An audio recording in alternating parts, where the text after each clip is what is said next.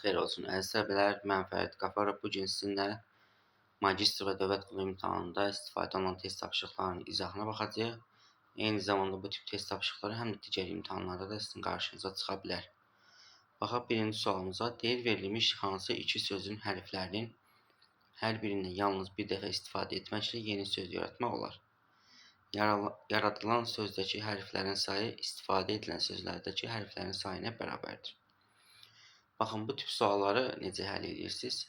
Mən təklif edirəm ki, cavab variantını işləsəz daha yaxşı olar. Çünki adət 1, sak 2, rahib 3, quyu 4, loğman 5 ilə şifrələnibdir. İndi məsələn, A variantına yazılıb 2 ilə 4.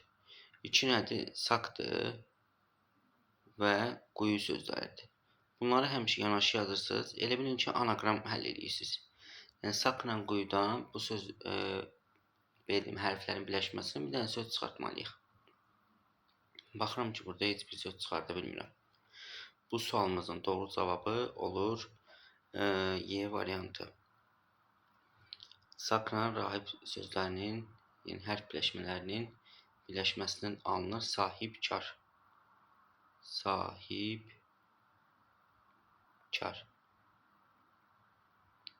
Eynilə siz də variantları yerinə qoyub tez bir zamanda tapa bilərsiniz. İkinci sualımıza baxaq. Belə bir qeyri-aşkardır. İki fərqli operatordan istifadə olunub. Birinci operator 18-dən 54 alıb 26-dan 78. 18-dən 54-ü 26-dan 78-i 3-ə vurmaq alına bilərik. Deməli, birinci operatorumuz 3-ə vurur. İkinci operator isə 42-dən 21 alıb 144-dən 72 alıb. Bu isə nə edibdir? 2-yə bölübdür. O zaman baxarım birinci mötərizənin içərisinə. Bu operatorumuz bizim 2-yə bölürdü. 12-ni 2-yə böləndə alında 6. İndi 6-nın sağında bu operatorumuz var. Bu operatorumuz da 3-ə vururdu. O zaman ümumi mötərizəmiz olacaq 18. Və 18-in sağında bu operator olduğu üçün bu operatorumuz nə edir? Bizim 2-yə bölürdü. Cavabımız olacaq 9 C variantı. Baxaq üçüncü sualımıza. Belə bir kub sualdır. Baxaq ki, ilk öncə suala baxanda kubun əsas qaydası var. Hansı ki, qarşı üzlər bir-birinə yanaşı gələ bilməz. Qarşı üzlər bunlardan B ilə 1-dir, 2 ilə C-dir, A ilə də 3-dür. Tez cavab variantına baxıram ki, görüm. Bunlar harada qarşılıqlı bitişik verilibsə, yəni qarşı üzlər, həmin variantlara çıxıram. Məsələn, baxaram B variantına, görürəm ki, B ilə 1 burada yanaşıdır. Amma bizdə B ilə 1 bir-birindən qarşılıqlı üzlərdir. Bunlar yanaşı ola bilməz. C variantına baxsam, A ilə 3-ü bizdə yanaşı veribdir. Amma A ilə 3 bizdə qarşılıqlı üzlərdə yanaşı ola bilməz. Daha sonra baxarıq.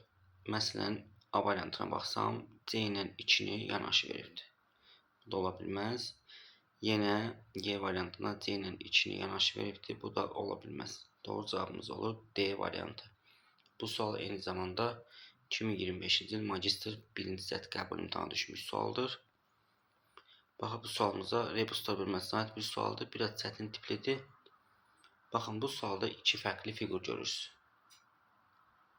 Biraz yaxınlaşdıraq. Birinci bu fiqurdur, ikinci isə bu fiqurdur. Burada hansı əməliyyat yerinə yetirib? Baxın, 7 ilə 5-i toplayıram, eləyir 12. Mən bunu 3-ə vurub, tərsini yazıram yuxarıdan. 3-ə vuramda 36, tərsi ilə də 63. Eyni ilə biz buradan 9 ilə 6-nı toplasaq eləyər 15. Bunu 3-ə vursaq eləyər 45, tərsi olar 54. İndi baxaq bu sualımıza, bunun ikinci hissəsinə baxaq. Baxın, ikinci hissəsində isə nə edibdir? 8-dən 2 çıxırıq, eləyir 6. 3-ə vururuq, eləyir 18, tərsi 81. Eyni ilə buradan 7-dən 1 çıxıram, eləyir 6, 3-ə vururam 18, tərsi olur 81. İndi baxaq görək, burada sual işarəsinin yerinə hansı variant olmalıdır. Biz bilirik ki, fərqi yoxdur. Birinci fiqurunda əməliyyat yerinə yetirə bilərsiniz, ikincində sual işarəsini tapmaq üçün. Birincini yerinə yetirsəm, baxın, 6-dan mən nə çıxıb 3-ə vursam, 6-nın üzərə nə gəlib 3-ə vursam 24 alınır. əlbəttə ki 2 gəlsəm eləyər 8, 3 vursam 24. Və eyni ilə 6-dan mən 2 çıxsam eləyər 4, 3 vursam eləyər 12, tərsi də 21. Cavabımız oldu C variantı. Bu da yenə qəbul imtahanına düşmüş bir sualdır. 5-ci sualımız uyğunluğa aid bir sualdır. Bu tip suallarda 1, 2, 3'ü ilk öncə A-B'ni tapaq, daha sonra isə uyğunluğumuzu qurarıq. Baxın, 7'nin üstünə B gəlib yazıb 3. Deməli, B'miz 6'dır. 7'nin altını toplayalım. 13 eləyir 1 yadda. İndi A'nın üstünə 3 gəlib. Bir də yadımızda olan gələndə alınıb 9. Deməli, A'mız da 5'ə bərabərdir. İndi ikinci hissəyə keçirəm. B'nin üstünə 5 gəlib yazıb A. Daha sonra isə A'nın üstünə 2 gəlib yazıb 9. A 7 olsa, o zaman A'nın 7 olmağı üçün B də olmalıdır 2. İndi üçüncüyə baxaram. A'nın üstünə 3 gəlib yazıb 7. Deməli, A'mız 4'dür. A 4 olduğu zaman B də olmalıdır 3. İndi gəlin uyğunluğumuzu quraq. 1, 2, 3. Baxıram, birinizdə yazıb A çıxaq B bərabərdir 1. Bu hansı şərt ödəyir? Baxın, üçüncüdə. 4'dən 3 çıxaram, eləyər 1. Deməli, 3 oldu A. İkinciyə baxıram. A'dan B çıxıb yazıb 5. Bu ikincidə ödəyir. 7 çıxaq 2 eləyir 5. 2 oldu B. 3'də B çıxaq A bərabərdir 1'ə. B'miz bizim 6'dır, A'mız da 5'dir. Bir-birindən çıxanda eləyir 1. B uyğun gəldi C variantı. D variantında isə yazıb burada. Üzr istəyirəm. A vuraq B bərabərdir 12. Bu harda ödənir? Üçüncüdə 3 vuraq 4 eləyir 12. Y variantında A vuraq B 30'dur. Bu da uyğun gəlir birinciyə. 5 vuraq 6 eləyir 30. Deməli, uyğunluğumuz oldu 1CY, 2B, 3AD. Baxarıq, 6-cı sualımız belə bir mətin sualıdır. Deyir, təbiət haqqında film müsabiqəsinə qoşulan ABCDG rejissorlarından müsabiqəyə bir film təqdim edib. Hər biri. Filmlərdən biri dağlar, ikisi dənizlər, ikisi meşələr haqqındadır. Rejissorlardan yalnız 3'ü mükafatlandırmış və onların filmləri fərqli yerlər tutmuşdur. Eyni mövzuda film çəkən həm A, həm də C mükafatlandırılmış. C'nin filmi A'dan üstün yerə layiq görülmüşdür. Daha sonra istəyir ki, eyni mövzuda film çəkən Y və D'nin yalnız biri mükafat ala bilmişdir. İndi diqqətlə baxın. Deməli, A ilə C eyni mövzuda film çəkibdir. Bir də Y ilə D eyni mövzuda film çəkibdir. Deməli, onda A ilə C ya dənizlərdir, ya meşələrdir. Eyni ilə Y ilə D də ya dənizlərdir, ya meşələrdir. Onda bir dənə qalır B-yə. B deməli, onda dağlar haqqında film çəkibdir. Bizdən mütləq səhvdir soruşur. Baxın, yine A variantına verib ki, B meşələr haqqında film çəkmişdir. Baxın, 7-ci sualımıza belə bir yaş məsələsi sualdır. Deyir, atanın yaşını göstərən 2 rəqəmli ədədin rəqəmlərinin cəmi 5'dir. İlk öncə gəlin baxaq görək, hansı 2 rəqəmli ədədlərdir ki, onların rəqəmlərinin cəmi 5 olur. Yazıram 14. 14'ün əksi 41. Sonra 23. 32. Bir də 50 ola bilər.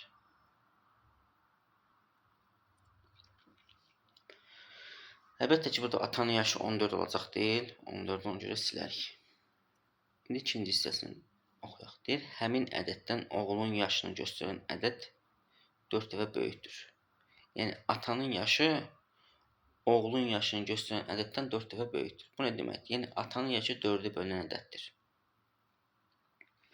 41 4'ə bölünmür.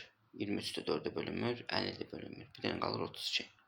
Deməli, onda atanın yaşı 32'yə bərabərdir. Ata da oğuldan 4 dəfə böyükdür. Yəni, yaşı. Deməli, oğlun onda var 8 yaşı.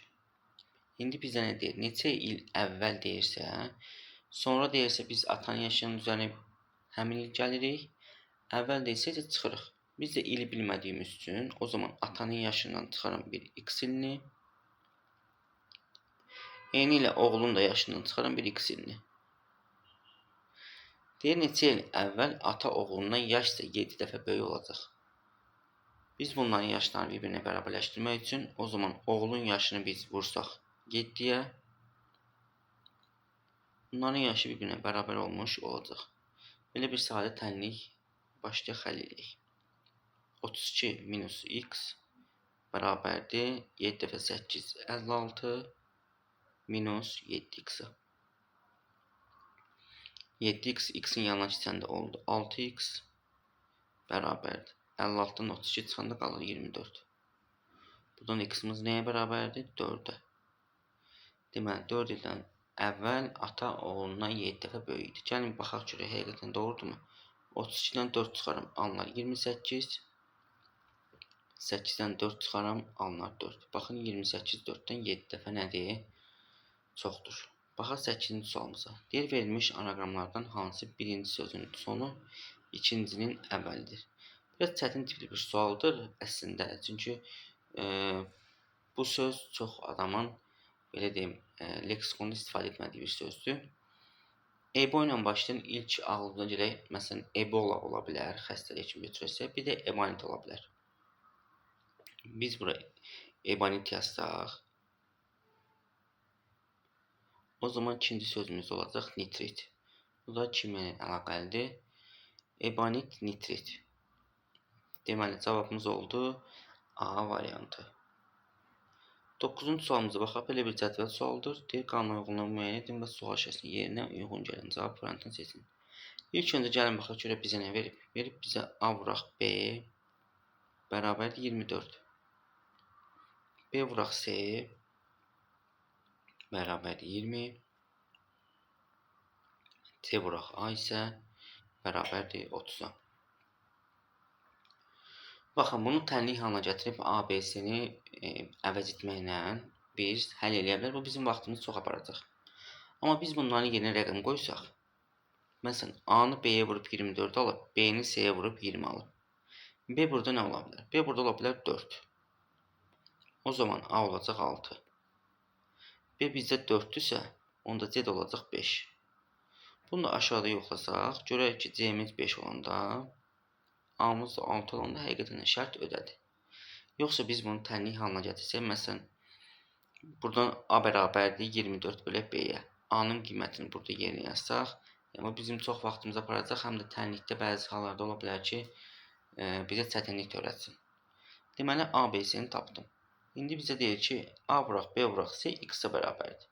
Yəni 4 vuraq, 5 vuraq, 6 bərabərdir x-a. Buradan x bərabərdir 120-yə. Bunu da tapdıq. Bizdən deyir ABC cəmi neçədir? ABC cəmi 4 plus 5 plus 6 eləcək 15. Amma bizdə cavabda x-dan bizə veribdir. Yəni x-i nəyə böləndə biz 15 ala bilərik. O zaman 120-ni biz nəyə bölsək 15 eləyir? Əlbəttə ki 8-də. Cavabımız olar A variantı. Baxar 10-cu sualımıza yenə qəbul imtahanı düşmüş bir sualdır. Dövlət qulluğunda həm də magistrda bu tip test tapşırıqlarına istifadə olunur. Aşkar operatorlarda biz belə bir qaydamız var ki, eyni operatorun sol tərəfi sol tərəfə, sağ tərəfi isə sağ tərəfə bərabərdir. Yəni biz A ilə 30-u aparıb yuxarıda yerinə qoyub 34-ü bərabər eləməliyik. A-nın yerinə A yazsaq, alınır A kubu. Minus B-nin yerinə 30 yazsaq, bərabərdir 34-ə. Buradan da A kubu bərabərdir 30 plus 34 eləyir 64. Nəyin kubu 64-ə bərabərdir? Əlbəttə ki 4-ün. Cavabımız oldu C variantı. 11-ci sualımıza baxaq. Belə bir sual verilibdir. Deyir, bu ədədi 3-ə qalıqsız bölünürsə, ADY cəminə uyğun olan ədədlərin kodlarını tapın. İlk öncə orta məktəbdən bilirik ki, ədəd əgər 3-ə tam bölünürsə, deməli onun rəqəmlərinin cəmi də 3-ə tam bölünür. O zaman bu ədədin rəqəmlərin cəmi 3-ə bölünmək üçün, deməli ədəd özü 3-ə bölünürsə, deməli onda rəqəmlərin cəmini 3-ə bölməliyik. Gəlin baxaq. 6 ilə 8-i toplasam eləyər 14. İndi bizə deyir ki, ADY cəmini uyğun olan ədədlərin kodlarını tapın. Birinciyə baxsam, ADY cəmi 9 olsa, 14-ün üzərinə 9 gələndə 23. 23 3-ə bölünmür axı. Deməli birinci ödəmədir. İkinciyə baxsaq.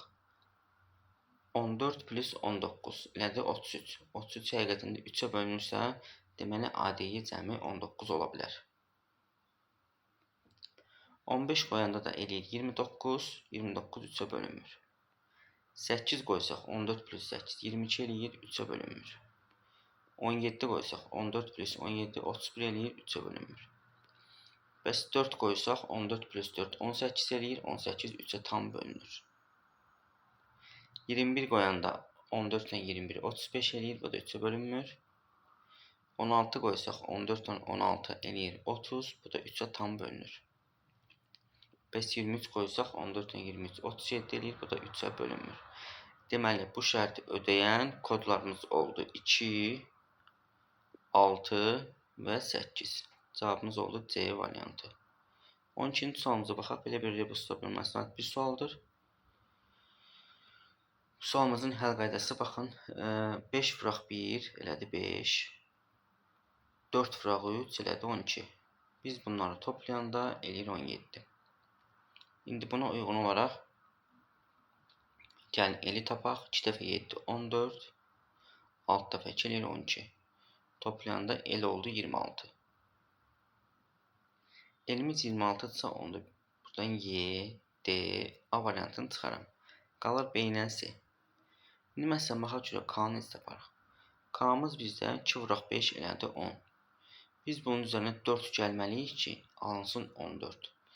4 alınmaq üçün rəqəmləri azca 4 olan ədəd götürməliyik. O da baxın C variantındadır. Çünki 1-i 3-ə vuranda 3 eləyir.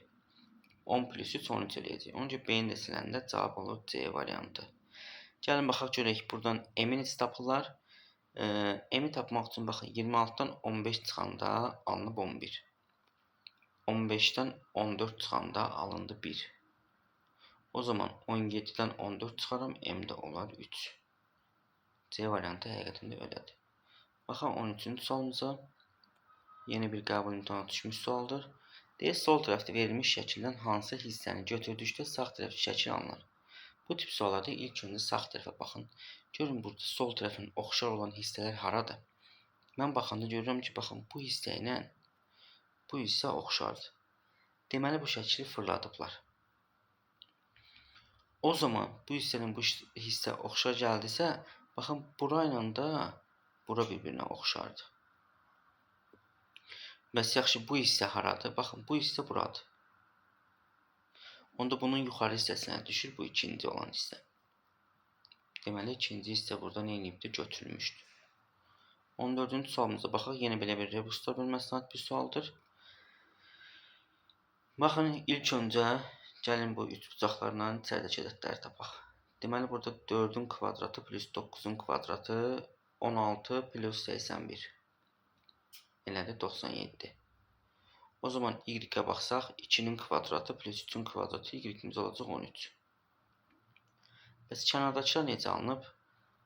6 vuraq 1, 6, 2 vuraq 3, 6. Elədi 12. Amma bu şərt, baxın, sağ tərəfdə ödənmir. Deməli, başqa bir həll yoluna baxaq. Məsələn, rəqəmlərin cəmini toplasam, 6 ilə 1, 7, 2 ilə 3, 5. Toplayanda eləyir 12. Görə sağda ödənirmi? 7 ilə 2, 9, 2 ilə 3, 5. Toplayanda 14. Onda x-a da baxsaq, bura 7 eləmişdir, 4 ilə 9 da 13-dür. O zaman 13 ilə 7 də olar hansı variant? Yox, x-imiz oldu 20, 13 ilə 7-nin cəmi 20.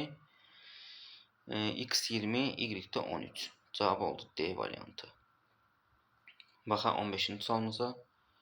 Fiqur analogiya bölünməsinə bir sualdır. Bu tip suallar imtahanda tez-tez qarşımıza çıxır. Baxın, bu şəkillə bu şəklin birləşməsindən alınıb bu.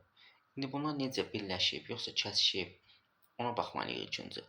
Baxıram ki, hər iki fiqurda bu hissələr silinib. Və qalan hissəni yazıb aşağı. Eyni ilə sağ tərəfə də baxanda, baxın, bu hissə burada silinibdir. Və qalan hissə yazılıb aşağı. İndi birinci və ikinci fiqurda eyni hissələr baxaq görə hara var? Baxın, bu var. Və bu var. Bunlar eynidir. Sonra isə bundan bu indi. Qalan hissələri birləşdirsə cavabınız alınacaq E variantı. Bugünlük suallarımızın izahı bu qədər. Əgər sizdə bu tip videoların gəlməni istərsinizsə, videonu bəyənməyi, dostlarınızla paylaşmağı, kanala abunə olmağı unutmayın. Sağ olun, növbəti videolarda görüşənədək.